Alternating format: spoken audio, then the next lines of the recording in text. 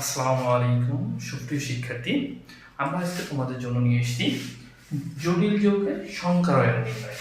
দেখো, এই জটিল যৌগের সংকরায়ন নির্ণয় বহুবার এসছে বহু জায়গাতে।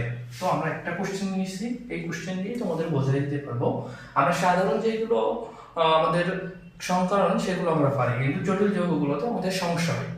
দেখো, জটিল যৌগের সংকরায়ন নির্ণয় খুবই সহজ। কি করবা, দেখো এখানে কেন্দ্রীয় মৌলটা কোনটা? কেন্দ্রীয় মৌলটা হচ্ছে আয়রন।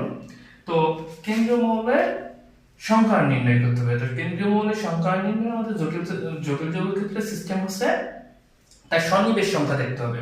তো তোমার সন্নিবেশ সংখ্যা তুমি কেমনে বুঝবা আমার কোনটা সন্নিবেশ সংখ্যা? দেখো, সন্নিবেশ সংখ্যা দেওয়াই থাকে, ওর সাথে যে সহকারী যৌগ যেটা থাকে সেটা হচ্ছে তার সন্নিবেশ সংখ্যা, অর্থাৎ এই আয়রনের সন্নিবেশ সংখ্যা হচ্ছে 6।